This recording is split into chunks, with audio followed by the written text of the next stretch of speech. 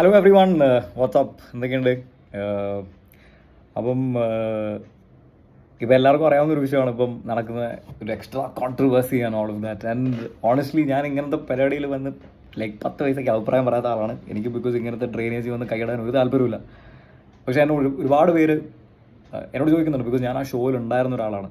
അപ്പം എന്താണ് ഇതിൻ്റെ ഒരു എന്നുള്ള രീതിയിൽ lot of people are asking me. I think എൻ്റെ ഉള്ളിലും ചില കാര്യങ്ങൾ പറയണം എന്നുള്ളൊരു ഫീലിംഗ് എവിടെയോ എനിക്കുണ്ട് എന്നാണ് എനിക്ക് തോന്നുന്നത്. അപ്പം ഫസ്റ്റ്ലി അഖിൽ ബ്രോ പറഞ്ഞേക്കുന്ന ചില കാര്യങ്ങളാണ്. അപ്പം മെയിൻലി ഇതിൻ്റെ ഏറ്റവും മെയിൻ ഒരു പരിപാടി ആവുന്നത് ഇപ്പോൾ ഈ പറയുന്ന പോലെ ഇങ്ങനെ ലേഡീസിനെ, അതാണ് ഏറ്റവും മെയിനായിട്ട്. ബിക്കോസ് ബാക്കി എല്ലാം ഇതിന് വരുന്നൊരു ഒരു ഇതാണ്. പക്ഷേ ഇതിൻ്റെ ഏറ്റവും മെയിൻ ഏറ്റവും ഇതായിട്ട് പറഞ്ഞേക്കുന്ന ഒരു സ്റ്റേറ്റ്മെൻറ്റ് ഇങ്ങനെ ലേഡീസിനെ സെക്ഷൽ ഫേവേഴ്സിനോ എന്നുള്ള രീതിയിലോ അല്ല അങ്ങനെയൊക്കെയാണ് ഇത് ചെയ്യുന്നത് എന്നുള്ളതാണ്. ബ്രോ എനിക്കതിനെക്കുറിച്ച് അറിയത്തില്ല, എനിക്കതിനെക്കുറിച്ച് ഒരു ഐഡിയ ഇല്ല. ഇനിയിപ്പോൾ അങ്ങനെ ഉണ്ടെങ്കിൽ 100% അത് തെറ്റാണ്.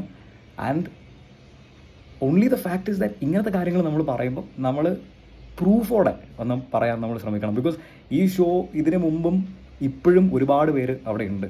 അപ്പോൾ ഇവിടെ എല്ലാവരെയും ആൾക്കാർ ഈ ലൈറ്റിൽ കാണും, മനസ്സിലായില്ലേ? അപ്പം അത് എനിക്ക് ന്യായപരമായിട്ട് എനിക്ക് തോന്നിയില്ല. അവരങ്ങനെ ഇതുണ്ടെങ്കിൽ അത് 100% തെറ്റാണ്. But please before you say something, please have some kind of proof, especially when you say something this severe എന്നാണ് എനിക്ക് പറയാറുള്ളത്. അപ്പം പിന്നെ വരുന്ന ഫാക്ടറാണ് എന്താണ് ഷോ ഇവരെ സപ്പോർട്ട് ചെയ്യുന്നു, അവരെ സപ്പോർട്ട് ചെയ്യുന്നു. ബ്രോ എനിക്കറിയത്തില്ല ഷോ ആരാ സപ്പോർട്ട് ചെയ്യുന്നു. ബ്രോ എനിക്ക് ഷോ അങ്ങനെ ഭയങ്കരമായിട്ട് ഞാൻ കാണാറില്ല, എനിക്കൊരു ഐഡിയ ഇല്ല. പക്ഷേ ഞാൻ മനസ്സിലാക്കിയൊരു കാര്യം ഞാൻ പറയാം.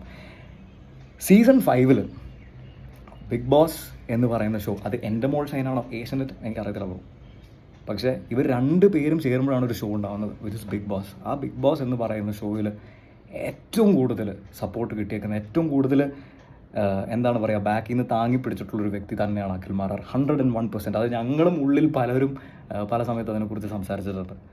ആൻഡ് അതിപ്പം ഞാനിപ്പോൾ ഇവിടെ നിന്ന് വന്ന് ഞാനിങ്ങനെ പറയുമ്പോൾ ഓട്ടോമാറ്റിക്കലി നിങ്ങളുടെ ഒരു ഇത് പിന്നെ ഇവനങ്ങനെ ബ്രോ ഓപ്പണായിട്ടാണ് ഞാൻ എൻ്റെ കാര്യങ്ങൾ ഞാൻ പറയാൻ ആഗ്രഹിക്കുന്നത്. ഇപ്പം അവിടെ ഒരു ഇൻസിഡൻറ്റ് ഉണ്ടായിരുന്നു. ഒരു എന്താ പറയുക, ഒരു ഫിസിക്കൽ അസോൾട്ട് എന്നൊക്കെ പറയുന്ന ഒരു പരിപാടി അവിടെ ഉണ്ടായിരുന്നു. അപ്പം ഒരാൾ വന്ന് ഈ പറയുന്ന പോലെ ഒരു ഫിസിക്കലി ഒരു പരിപാടി ചെയ്തു. അപ്പോൾ തന്നെ മറ്റേ ആൾ ഫ്ലിപ്പായിട്ട് മറ്റേ ആൾ പോയി ഞാൻ പറഞ്ഞു പറ്റത്തില്ല, ഇയാളെ പുറത്താക്കണം എന്ന് പറഞ്ഞ് കുറേ നേരം ഒരു സംഭവം ഉണ്ടായിരുന്നു. ഫൈനലി ഇയാൾ ക്ഷമിച്ചു. എന്നിട്ട് ക്ഷമിച്ചിട്ട് ആ കേസ് വിട്ട് അവിടെ തീർത്തു. അതാണ് നിങ്ങൾ കണ്ടത്. അപ്പം അത് ക്ഷമിപ്പിച്ചതാണോ എന്നുള്ളൊരു ഫാക്ടർ അതിൽ കിടക്കുന്നത്. അപ്പം ഞാനതിൽ കൂടുതൽ ഡീറ്റെയിൽഡായിട്ട് പോകാനോ ഇത് ചെയ്യാനോ ഭയങ്കരമായിട്ട് ഞാൻ ആഗ്രഹിക്കുന്നില്ല. പക്ഷേ അവിടെ വേറൊരു വ്യക്തി അവിടെ ഇരിപ്പുണ്ടായിരുന്നു ഇതെല്ലാം കണ്ടുകൊണ്ട്. ഒരു വർഷത്തിന് മുമ്പ് അതേ വ്യക്തിക്ക് സംഭവിച്ചൊരു കാര്യമാണ് അയാളുടെ കൺമുന്നിൽ അയാൾ കാണുന്നത്. അപ്പോൾ അയാൾ റിയാക്ട് ചെയ്തു. അപ്പോൾ അയാൾ ഇത്രയായിട്ട് ഷോ ഒക്കെ ഫോളോ ചെയ്യുന്ന ആളല്ല. അപ്പോൾ അയാൾ വെറുതെ ഇപ്പം ഒരു വളരെ ലൈറ്റായിട്ട് എന്തെങ്കിലും ഒരു സാധനം ചെയ്യുന്നതിന് പുള്ളി കയറി അല്ല ഇങ്ങനെ ചെയ്യൂ, അല്ല ഇതൊരു ഇഷ്യൂ ആക്കൂ എന്ന് പറയേണ്ട കാര്യമില്ല. പുള്ളി അവിടെ അന്നൊരു പുഷോ അല്ലെ ഒരു ഷോൾഡർ ഇതായിട്ടൊരു നടന്നിട്ടുണ്ടെങ്കിൽ അത് അത്യാവശ്യം സ്ട്രെങ്ത്തോടെ നടന്നൊരു കാര്യം. ഇവിടെ ഞാനത് വന്ന് ലേറ്റർ ചാനലിൽ അല്ല ഇതിൽ കാണാനിടയായി. അപ്പോൾ അതിൻ്റെ ബാക്ക് ഷോട്ട് വെച്ച് വളരെ ലൈറ്റായിട്ട് എന്തോ ഒരു സംഭവം സംഭവിച്ച പോലെയാണ് അത് കാണിച്ചേക്കുന്നത്. പക്ഷേ അത് കഴിഞ്ഞ പാടെ എല്ലാവരും പുള്ളിനെ വന്ന് പിടിക്കുന്നുണ്ട്, ഇങ്ങനെ ചെയ്യരുതെന്ന് പറഞ്ഞ്. അപ്പം നിങ്ങൾ മനസ്സിലാക്കേണ്ടത് ഡെഫിനറ്റ്ലി അതൊരു ഹാർഷായിട്ട് പുള്ളി ചെയ്തൊരു കാര്യം തന്നെയാണ്. അതിൻ്റെ ഏറ്റവും വലിയ ഒരു പ്രൂഫ് തന്നെയാണ് അവിടെ നിന്നൊരാൾ നേരത്തെ ഈ പറയുന്ന ഈ ഷോ ഇത്രയും കണ്ട് ഇത്രയധികം ആൾക്കാർ മറ്റേ ഈ ഷോയിൽ ഏറ്റവും ഭയങ്കരമായിട്ട് ഇഷ്ടപ്പെടുന്ന ഒരാൾ തന്നെ അത് കണ്ട് പുള്ളിക്ക് സംഭവിച്ചൊരു പരിപാടിയാണെന്നും പറഞ്ഞ് പുള്ളി ഭയങ്കരമായിട്ട് അവിടെ മറ്റേ രോക്ഷമായി സംസാരിച്ച് പുള്ളി അവിടെ നിന്ന് ഇതൊക്കെ ചെയ്ത് പിന്നെ പോയി. അപ്പം ഞാൻ അതിൻ്റെ ഇതിലോട്ട് പോകുന്നില്ല. പക്ഷേ ഈ വിഷയം ഇത് ക്ഷമിച്ചതാണോ അല്ല ക്ഷമിപ്പിച്ചതാണോ എന്നുള്ളൊരു ഫാക്ടറുണ്ട്. ഇവിടുന്ന് ഇതൊരു ഇഷ്യൂ ആക്കുമെന്ന് പറഞ്ഞ് എന്ന് വെച്ചാൽ മറ്റേ വ്യക്തി ഉള്ളിൽ പോയി കഴിഞ്ഞിട്ട് പുള്ളി തിരിച്ച് വന്നപ്പം അവിടെ നിന്ന് എല്ലാവരും പുള്ളിനെ കളിയാക്കി. എല്ലാവരും പറഞ്ഞു നീ എന്താണ് എന്ന് വെച്ചാൽ ഈ പറയുന്ന പോലെ എന്താണ് നീ പറഞ്ഞു എന്തായാലും ഞാനിത് ഇങ്ങനെ ചെയ്യും, അല്ലെങ്കിൽ ഇവരെന്നൊക്കെ പറയുന്നൊരു സെറ്റപ്പിലാണ് പുള്ളി പോയത്. പക്ഷേ ഫൈനലി പുള്ളീനെ പുള്ളി ക്ഷമിച്ചതാണോ അല്ലെ പുള്ളീനെ ഫോഴ്സ്ഫുള്ളി ക്ഷമിപ്പിച്ചതാണോ അത് പുള്ളി അവിടെ ഞങ്ങളുടെ അടുത്ത് പറഞ്ഞിട്ടുണ്ട്. അവിടെ ഉള്ള എല്ലാവർക്കും അതിനെക്കുറിച്ച് അറിയുകയും ചെയ്യാം. അപ്പം ഞാനതിൽ കൂടുതൽ ഡിഗിൻ ചെയ്യാനും ഞാൻ ആഗ്രഹിക്കുന്നില്ല. പിന്നെ അത് പുള്ളിയുടെ പെർസ്പെക്റ്റീവാണ്. അല്ല മറ്റുള്ളവർ ഇങ്ങനെ വന്ന് പറഞ്ഞാൽ അങ്ങനെയൊന്നുമില്ല. ഞാൻ മനസ്സിലാക്കിയ കാര്യങ്ങളാണ് ഞാൻ ഓപ്പണായിട്ട് ഞാൻ വന്ന് പറയുന്നത്. പിന്നെ വേറൊരു വ്യക്തി ഈ പറയുന്ന പോലെ വേറൊരു വ്യക്തിക്കെതിരെ അഖിൽ ബ്രോ ഇങ്ങനെ പറഞ്ഞത് എന്ന് വെച്ചാൽ എന്താണ്, സൂചിപ്പിച്ചാണ് ബിസിനസ് നടത്തുന്നത് എന്നുള്ള രീതിയിൽ. അഖിൽ ബ്രോന് ഈ ലേഡീനെ പുറത്ത് അറിയത്ത് പോലുമില്ല ഇവർ ആരാണെന്ന്, അല്ല ഇവരുടെ കാര്യം ചെയ്ത് ഇവർ പോകുന്നു. അപ്പം ജസ്റ്റ് വന്നങ്ങ് ജഡ്ജ് ചെയ്താണ്, നിങ്ങൾ സൂചിപ്പിച്ചാണ് നിങ്ങളുടെ കാര്യങ്ങൾ നേടുന്നതല്ല നടത്തുന്നത് എന്നുള്ള രീതിയിൽ. അപ്പോൾ അങ്ങനെയൊക്കെയുള്ള സ്റ്റേറ്റ്മെൻറ്റ്സ് ഉണ്ടാക്കി കഴിഞ്ഞിട്ട് അല്ല ഇപ്പം പറയുന്ന ഒരു മധു എന്ന് പറയുന്ന ആ ഒരു വിഷു ബ്രോ, ഞാൻ ഈ പഴയ കാര്യങ്ങളൊന്നും പോയിട്ട് ഞാൻ ഇത് ചെയ്തിട്ട് ഇത് തെറ്റാണ് അങ്ങനെ ഒന്നും പറയാനൊന്നും നോക്കുന്നതല്ല, മനസ്സിലായില്ലേ. Today this is an issue and I just want to clear what I have to say. അപ്പം അങ്ങനെ ഒരു ഇഷ്യൂവിൽ പോലും നിങ്ങളൊന്ന് ആലോചിച്ച് നോക്കിയേ, ഓപ്പോസിറ്റ് നിൽക്കുന്ന വ്യക്തി ഇത്രയും പുള്ളിക്കാരി അത്രയും ദേഷ്യവും അത്രയും ഇതുണ്ടായിരുന്നു. ഇത് വളരെ മോശമായിട്ടുള്ളൊരു കാര്യമാണ് പറഞ്ഞത്. പക്ഷേ at the end of the day പുള്ളിക്കാരത്തി വന്ന് ക്ഷമിക്കണം ഈ ഒരു കാര്യം. അപ്പോൾ അതും ക്ഷമിച്ചതാണോ അല്ലേ ക്ഷമിപ്പിച്ചതാണോ എന്നുള്ളതാണ്, മനസ്സിലായില്ലേ. അപ്പോൾ എനിക്കറിയില്ല, ഞാൻ പറഞ്ഞാണ്. അപ്പോൾ in a lot of ways my friend, in a lot of ways കഴിഞ്ഞ സീസണിൽ ഏറ്റവും കൂടുതൽ ഞാൻ പറഞ്ഞല്ലോ, ചാനലാണോ ഇതാണോ ഒരുമിച്ച് വരുന്ന ഷോ ആണ് ബിഗ് ബോസ്. ആ ഷോയിൽ ഏറ്റവും കൂടുതൽ സപ്പോർട്ട് ചെയ്തേക്കുന്ന ആൾ അഖിൽ ബ്രോ ആണ്, അൺഡൗട്ടഡ്ലി അഖിൽ ബ്രോ ആണ്. പിന്നെ അഖിൽ ബ്രോ പറഞ്ഞ കാര്യമാണ് മറ്റേ എന്താണ്, ഫസ്റ്റ് സീസണിൽ ആദ്യത്തെ സീസണിൽ ഈ പറയുന്ന പോലെ ഇന്ന ആളായിരുന്നു, ഈ ലേഡി ആയിരുന്നു ചാനലിന്, ഈ ലേഡി ജയിക്കണം എന്നായിരുന്നു. പക്ഷേ ഇന്ന ആൾക്ക് അത് അവസാനം കൊടുക്കേണ്ടി വന്നു. അങ്ങനെ ഒരു സിറ്റുവേഷൻ വന്നുപോയി. ലാസ്റ്റ് മിനിറ്റിൽ വോട്ട് ഇങ്ങനെ ആയപ്പം പുള്ളിക്ക് അവർ അങ്ങ് കൊടുത്തില്ലേ. ഇപ്പോൾ കൊടുക്കാതിരിക്കുവാണെങ്കിൽ നമുക്ക് പറയാം, അതെ എല്ലാവരും മെജോറിറ്റി തീരുമാനിച്ച ഒരാളെ ചാനലോ അല്ലെ ഈ ഷോയുടെ ആൾക്കാർ അവർക്ക് ആ സ്ഥാനം, ആ ട്രോഫി കൊടുത്തില്ലെന്ന്. പക്ഷെ കൊടുത്തില്ലേ. അപ്പോൾ എന്താണ് അതിനെക്കുറിച്ച് പറയാനുള്ളത്? ഈ പറയുന്ന entire wing of Bigg Boss, ഈ പറയുന്ന എല്ലാ സീസൺസിലും at the end of the day ജയിച്ചേക്കുന്നത് നിങ്ങളെല്ലാം ഇഷ്ടപ്പെട്ട് ഭൂരിപക്ഷത്തോടെ നിങ്ങളെല്ലാം ഇഷ്ടപ്പെട്ട ആൾ തന്നെയാണ്. ഇപ്പം ഒരു സീസണിൽ ഈ പറയുന്ന പോലെ എല്ലാവരും ഇഷ്ടപ്പെട്ട ഒരു വ്യക്തി ഉണ്ടായിരുന്നു, ഭയങ്കരമായിട്ട് ആൾക്കാർ ഭയങ്കരമായിട്ട് ഇഷ്ടപ്പെടുന്ന ഒരാളുണ്ടായിരുന്നു. പക്ഷേ ലാസ്റ്റ് ഈ പറയുന്ന പോലെ പുള്ളി മറ്റേ കണ്ണിൽ മറ്റേതോ മുളക് വെച്ച് എന്ന് പറയുന്ന ബ്രോ, അത് തെറ്റാണ് ബ്രോ, അത് തെറ്റാണ്. അപ്പം ഞാൻ പുള്ളിനെ ഡയറക്റ്റ്ലി ഒരു ദിവസമെങ്കിലും എനിക്ക് അവിടെ കാണാൻ വരുന്നുണ്ട്. മച്ചാനൊരു പീസ്ഫുൾ മച്ചാനാണ്. പക്ഷേ ആ സമയത്ത് പുള്ളി അങ്ങനെ ചെയ്തു. അത് ഇമോഷണലി നമ്മൾ ആ സമയത്ത് കാണുമ്പോൾ നമുക്കതിനെ സപ്പോർട്ട് ചെയ്യാനാണ് തോന്നത്തുള്ളൂ. ബിക്കോസ് ഈ ഷോ നമ്മൾ കാണുമ്പം നമ്മൾ ഭയങ്കര ഇമോഷണൽ ആണെന്നുള്ള കാര്യം നിങ്ങൾ മനസ്സിലാക്കണം, മനസ്സിലായില്ല. ഈ ഷോ നമ്മുടെ ഇമോഷൻസിനെ ട്രിഗർ ചെയ്യും. നമുക്ക് എല്ലാ പ്രാവശ്യവും ഇതുണ്ട്, ഒരു സെഗ്മെൻറ്റ് വരുമ്പോൾ ചാനലിനെതിരെ എല്ലാവരും. അത് ഇപ്പം ഞാനീ പറഞ്ഞ ഈ മുളക് വെച്ച ഈ ഒരു ഇഷ്യൂലുണ്ടായിരുന്നു. 4th സീസണിലും എല്ലാവരും ചാനലിനെതിരെ എല്ലാവരും കൊല്ലണമെന്ന് പറഞ്ഞ് നമ്മളെ ഇമോഷൻ ട്രിഗർ ചെയ്യുന്ന ഒരു ഷോ ആണ് ബ്രോ ഇത്. അപ്പം അങ്ങനൊരു സാഹചര്യത്തിലാണ് പുള്ളീനെ അവിടെ നിന്ന് അവർ ഇത് ചെയ്തത്, മനസ്സിലായില്ലേ. അങ്ങനെയാണ് പുള്ളി പോകേണ്ടി വന്നത്. 4th സീസണിലാണെങ്കിലും ഈ പറയുന്ന പോലെ മറ്റേ വ്യക്തി ഇങ്ങനെ ഒരു ഫിസിക്കൽ അസോൾട്ട് ഉണ്ടായിരുന്നു. അപ്പം അതിൻ്റെ റീസണിലാണ് പുള്ളീനെ പുറത്താക്കിയത്. ആൻഡ് സി ബ്രോ, എനിക്ക് തോന്നുന്നില്ല ചാനലിനെ സംബന്ധിച്ചോ അല്ലെ ഷോയിനെ സംബന്ധിച്ചോ അവർക്ക് ഇങ്ങനൊരാളെ പുറത്താക്കണം. എന്തിനു പുറത്താക്കണം ബ്രോ, മനസ്സിലായില്ലേ.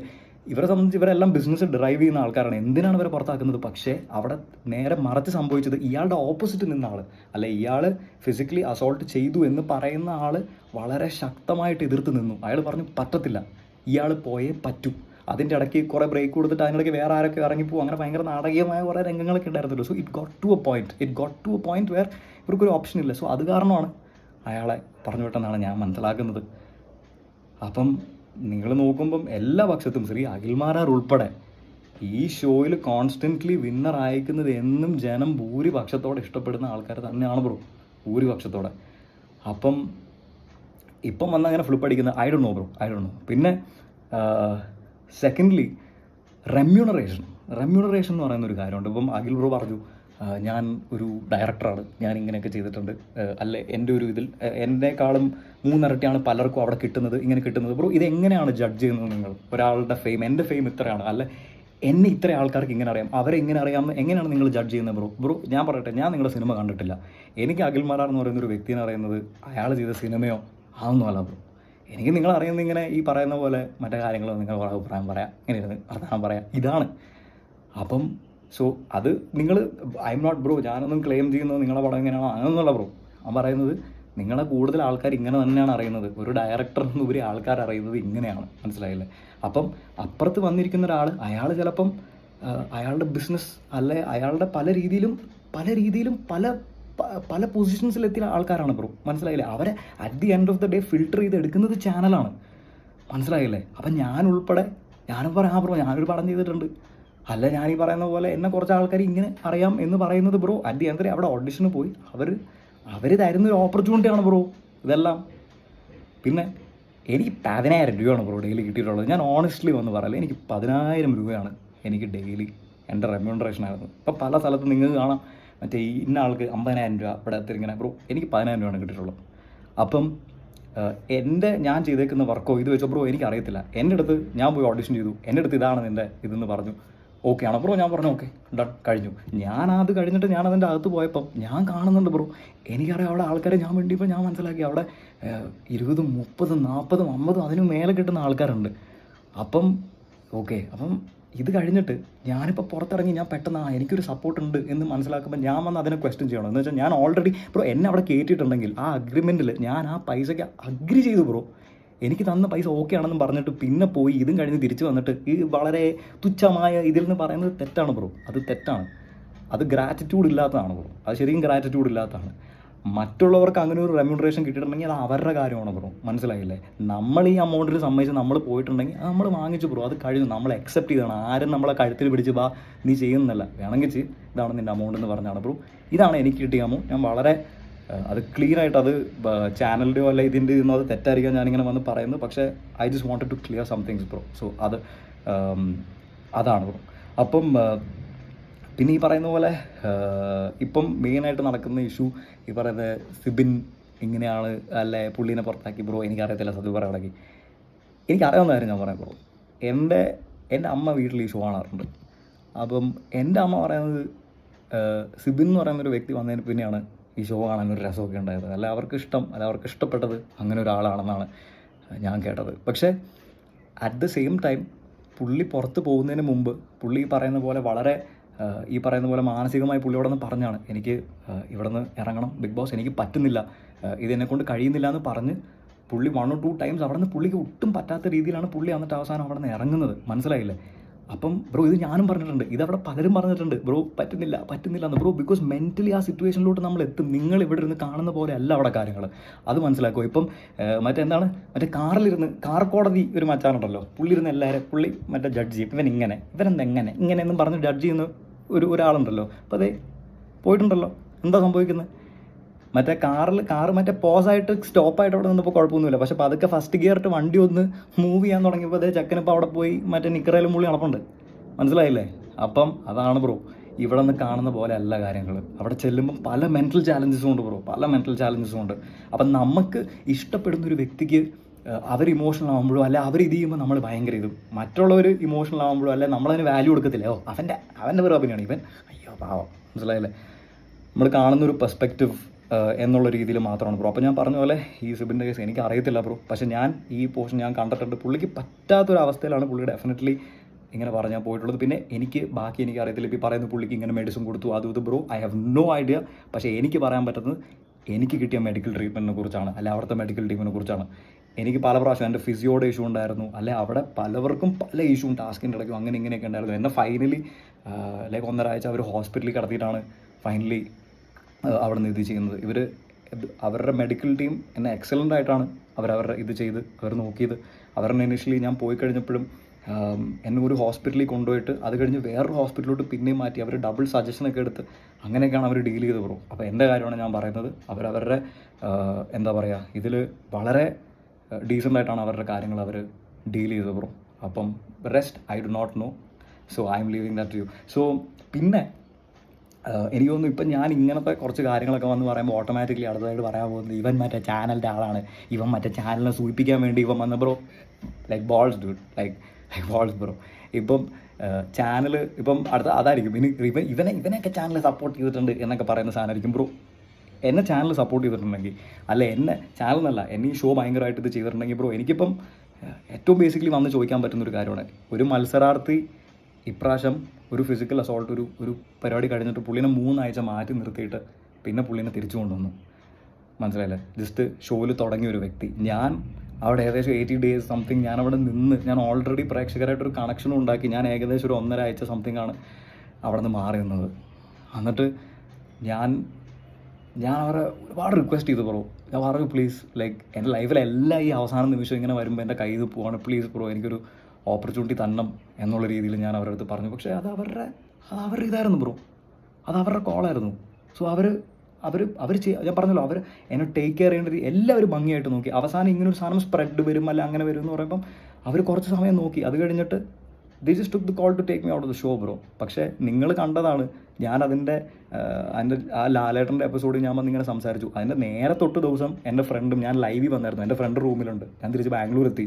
അപ്പോൾ എന്നെ ശരിക്കും അപ്പോൾ അങ്ങനെ ആലോചിക്കുകയാണെങ്കിൽ എന്നെ തിരിച്ച് ഷോയിൽ കയറ്റാറുണ്ടല്ലോ ബ്രോ. എനിക്ക് ഓൾറെഡി ഓഡിയൻസ് ആയിട്ടൊരു കണക്ഷനുണ്ട്, ചില ആൾക്കാരെങ്കിലും എനിക്ക് വേണ്ടി വെയിറ്റ് ചെയ്യുന്നുണ്ട്. അപ്പോൾ എന്നെ തിരിച്ച് ഷോയിൽ കയറ്റിയാൽ പറയാം. അപ്പോൾ എങ്ങനെയാണ് എന്നെ കയറ്റാതെ ഇപ്രാവശ്യം ഒരു വ്യക്തി 3 ആഴ്ച മാറി നിന്നിട്ട് അയാളെ കയറ്റുന്നത് എന്നെനിക്ക് ചോദിക്കാമല്ലോ ബ്രോ. പക്ഷെ അങ്ങനെയല്ല, നമുക്ക് ചില കാര്യങ്ങൾ നമുക്കൊരു നന്ദിയൊക്കെ ഉള്ളത് നല്ലതാണ് ബ്രോ, മനസ്സിലായില്ലേ?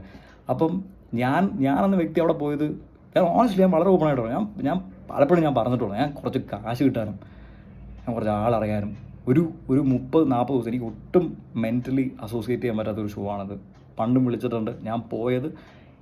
ഞാൻ നോക്കുമ്പോൾ ഒരു 10,000 രൂപ ഒരു ദിവസം കിട്ടിയ ഒരു 40 ദിവസം അല്ല 30 ദിവസം ഇത്രയും കിട്ടി എനിക്കൊരു 3-4 ലക്ഷം രൂപ എൻ്റെ കൈ കിട്ടും ബ്രോ. അതിന് വേണ്ടിയാണ് ഞാൻ പോയത്. പിന്നെ കുറച്ച് ആൾക്കാർ അറിയാറ്. അപ്പം അത് പക്ഷേ അവിടെ ചെന്നിട്ട് അത് വേറെ എന്തോ ആയി മാറി, എന്നെ ആൾക്കാർ വോട്ട് ചെയ്തു. ഞാൻ അവിടെ ഫ്രണ്ടിലോട്ട് ഞാൻ പോയി ബ്രോ. അപ്പം ഞാൻ അവിടെ അങ്ങനെ ഒരു പൊസിഷനിലെത്തി. ഞാൻ തിരിച്ചു വന്നപ്പോൾ ഞാൻ ബ്രോ, ഇത് ഞാൻ ആഗ്രഹിക്കാത്തൊരു കാര്യമാണ്. ഞാൻ ഇവിടെ വരെ എത്തി. അപ്പം മേ ബി ഇതിൻ്റെ എൻഡ് ഇങ്ങനെ ആയിരിക്കാം. ഫൈൻ മാൻ, ലൈക്ക് കുഴപ്പമൊന്നുമില്ല. ലൈക്ക് ഞാൻ ഞാൻ പീസ്ഫുള്ളാണ് ബ്രോ, ഫൈൻ. പക്ഷേ എനിക്കിപ്പോൾ പറയാം അല്ലേ, ഇപ്പോൾ നിങ്ങൾ പറഞ്ഞ ചാനലിൽ ഇതാണെങ്കിൽ എനിക്ക് 100% എനിക്ക് വന്ന് പറയാൻ ബ്രോ. എൻ്റെ അടുത്ത് എന്താണ് ചെയ്ത കാര്യം ഒരു ഫെയർ ആണോ ഇത് വെച്ച് കമ്പയർ ചെയ്യുമ്പോഴൊക്കെ എനിക്ക് പറയാൻ ബ്രോ. പക്ഷേ ഞാൻ അങ്ങനെ ഒന്നും പറയാൻ ആഗ്രഹിക്കുന്നില്ല, ബിക്കോസ് അവരാണ് ബ്രോ ഒരു ഓപ്പർച്യൂണിറ്റി തന്നത്. പിന്നെ ഈ പറയുന്ന പോലെ അടുത്ത മേ ബി വരാൻ പോകുന്നൊരു ഇവൻ എന്താണ് ബിഗ് ബോസിൻ്റെ സീസൺ തുടങ്ങിയപ്പം ഇപ്രാവശ്യത്തെ ഇതിൽ സീസൺ 6 ഇവൻ വന്ന് പെർഫോം ചെയ്തു. ഇവനെ ചാനലിങ്ങനെ കൊണ്ടു നടക്കുന്നുണ്ട് ബ്രോ. അതിലൊന്നും ഒരു തേങ്ങയില്ല. എന്നെ ഇപ്പോൾ ഈ പലരും വന്ന് പറഞ്ഞല്ലോ അവർക്ക് കോൺട്രാക്റ്റ് ഉണ്ട്, അവർക്ക് ഇങ്ങനെ കാര്യങ്ങളുണ്ട് ബ്രോ. അങ്ങനെ ഒരു കോൺട്രാക്റ്റ് എനിക്കുണ്ട്. എൻ്റെ അടുത്ത് അവർ പറഞ്ഞു ഓക്കെ ഇങ്ങനെ സീസൺ തുടങ്ങുന്നുണ്ട്, ഇതിനെക്കുറിച്ചൊരു പാട്ട് റിമോഷന് ചെയ്യാൻ പറ്റുമോ? ഞാൻ പറഞ്ഞു ഓക്കെ ഫൈൻ ചെയ്യാം. ഞാൻ എൻ്റെ കോൺട്രാക്റ്റിൻ്റെ ബേസിൽ അവർക്കൊരു പാട്ട് ചെയ്തു. ഞാൻ എൻ്റെ റെമ്യൂണറേഷൻ ഞാൻ അവരോട് പറഞ്ഞു. അവരത് ഡീസൻ്റായിട്ട് എന്നെ സെറ്റിലും ചെയ്തു, കഴിഞ്ഞു. സോ അത് കാരണമാണ് അവരെന്നെ അവിടെ വിളിച്ചേക്കുന്നത്, മനസ്സിലായില്ല? അതിനാണ് അവരെന്നെ വിളിച്ചത്. അല്ലാതെ എന്നെ ഇപ്പം താലോട്ടി അല്ല ഏഷ്യനെറ്റിൻ്റെ എൻ്റെ അപ്പൻ്റെ പേര് ജോർജ് എന്നാണ് പറഞ്ഞു, ശ്രീ മാധവൻ എന്നൊന്നുമല്ല, മനസ്സിലായില്ലേ? ഏഷ്യനെറ്റ് എൻ്റെ ഒരു ഇതോ ഒന്നുമല്ല, മനസ്സിലായില്ലേ? അപ്പോൾ ഇങ്ങനെ പലരും ഇങ്ങനെ ജസ്റ്റ് ഇപ്പം ഞാൻ പറയുന്നതാണ്. ഇപ്പം ഞാനിങ്ങനെ വന്ന് പറയുമ്പോഴും ഓട്ടോമാറ്റിക്കലി ആൾക്കാർ ഇങ്ങനെ ഉണ്ടാക്കിയെടുക്കും, ഇവൻ ഇങ്ങനെ ഇറക്കി വിട്ടാണ്. ഒന്നുമില്ല ബ്രോ. ഞാനിങ്ങനെ വന്ന് പറയുമ്പോൾ തന്നെ ഇത്രയും കാര്യങ്ങൾ ഞാൻ ഓപ്പണായിട്ട് പറയുമ്പോൾ എനിക്ക് 100% അറിയാം. എനിക്ക് ചാനലായിട്ടുള്ള ബന്ധവും ഇതൊരു നെഗറ്റീവ് ഷെയ്ഡിലായിട്ടാണ് പോകാൻ പോകുന്നുള്ളൂ. പക്ഷേ എനിക്ക് ചില കാര്യങ്ങൾ എനിക്ക് വന്ന് ക്ലിയർ ചെയ്യണമെന്നുള്ളൊരു ഇത് എനിക്ക് സ്ട്രോങ് ആയിട്ടും സ്ട്രിക്റ്റ് ആയിട്ടും എനിക്കുണ്ടായിരുന്നു bro. So that's why I M saying it. അപ്പം എനിക്ക് ഓൺ ദി ഓവറോൾ ബ്രോ, എനിക്കിതിൽ അഖിൽ ബ്രോ പറയുന്ന കാര്യങ്ങളിലോ അല്ലെ മൊത്തത്തിൽ എനിക്ക് മനസ്സിലാവുന്ന കാര്യമാണ് ഞാൻ പറയുന്നത്. എനിക്ക് മനസ്സിലാവുന്ന കാര്യം ഓക്കെ. അപ്പം ഇവിടെ മീഡിയ, സ്പോർട്സ് അല്ലെ എൻ്റർടൈൻമെൻറ്റ്, ഇതിൻ്റെ എല്ലാം തലപ്പത്ത് ഇതിനെല്ലാം കൺട്രോൾ ചെയ്യുന്ന ഒരു പവറുണ്ട്. ആൻഡ് ദാറ്റ്സ് പൊളിറ്റിക്സ്, മനസ്സിലായില്ലേ?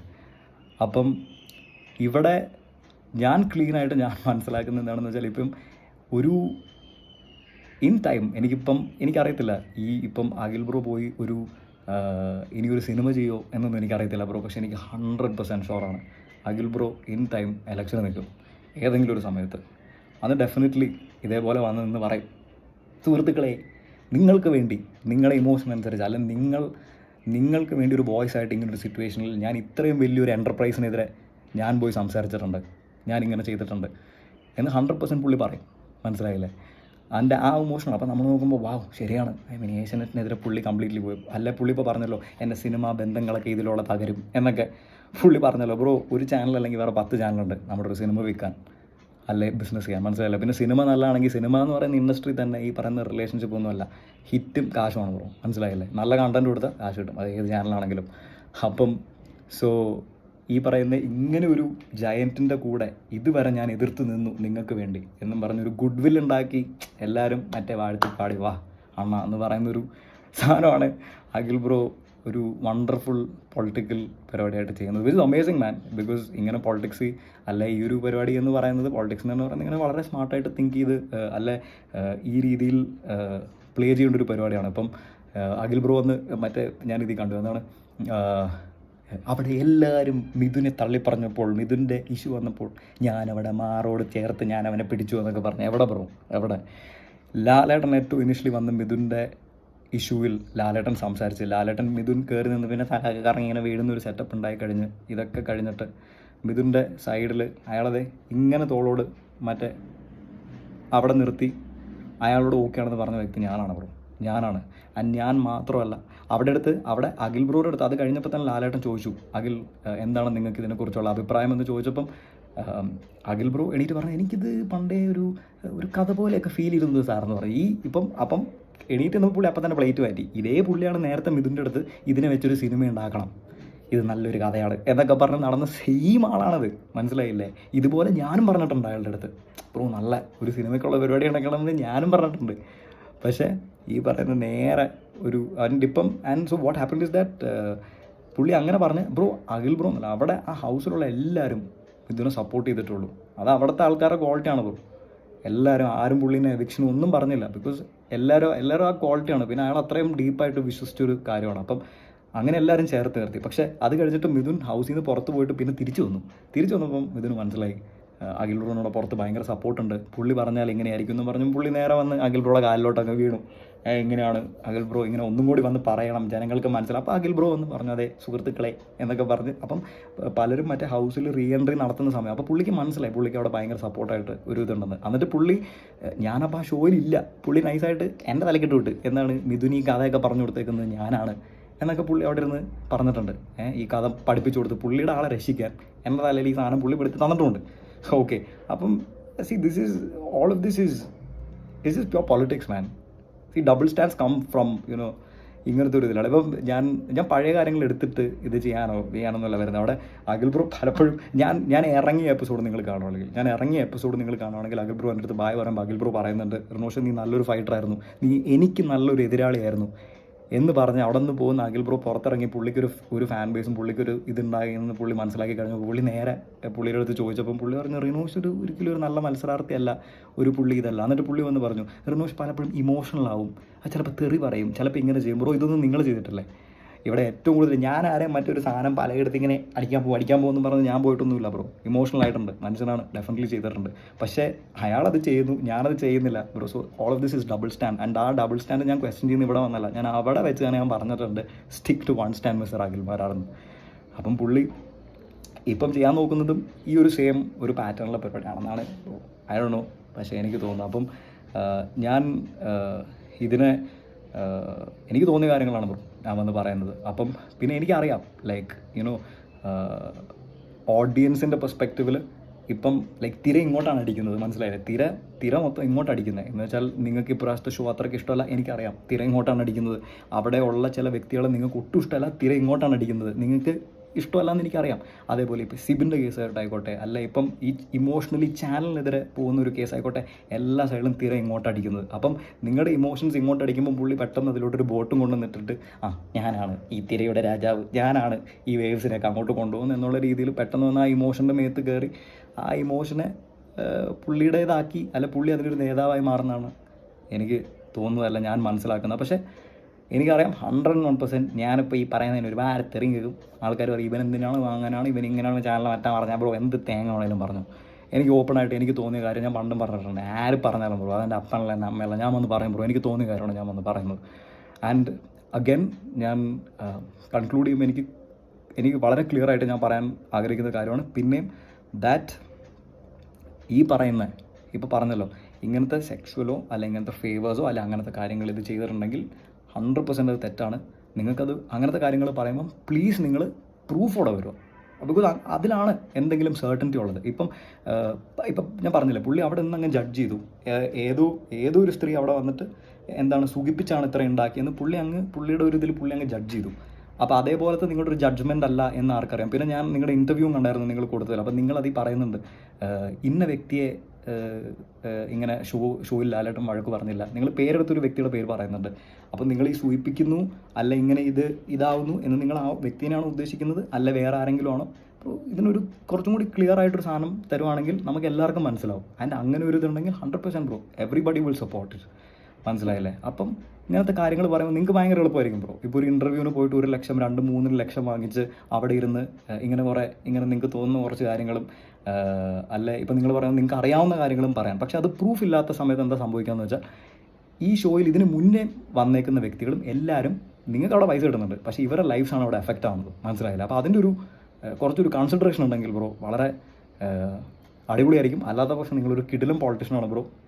ഇൻ ടൈം ഐ ഹോപ്പ് മറ്റേ സ്റ്റേറ്റ് കാറിൽ എന്നിട്ട് ഒന്ന് പറഞ്ഞ് നിങ്ങൾ പോയി അങ്ങനെ പോകുന്നൊരു സിറ്റുവേഷൻ വരട്ടെ 100% ആയിട്ട്. ആൻഡ് അങ്ങനെ വരുമ്പോൾ എനിക്കും പറയാമല്ലോ, ലൈക്ക് എനിക്കറിയാവുന്ന പുള്ളിനെ എന്നൊക്കെ എനിക്കും പറയാമല്ലോ bro. So you are brilliant and I salute you for your brilliance. അപ്പം ഇത്രയൊക്കെ പറയാനുള്ളൂ. അപ്പം 100% എനിക്കറിയാം നിങ്ങളെല്ലാവരും എന്നെ തെറി പറഞ്ഞ് ഇപ്പോൾ പൊങ്കാലിട്ട് അങ്ങ് തീർക്കുമെന്ന്. എനിക്കൊരു തേങ്ങയില്ല ബ്രോ. എന്തുകൊണ്ടും പറഞ്ഞു. എൻ്റെ വീട്ടുകാരൊന്നും പറയാൻ മറക്കണ്ട. Peace out.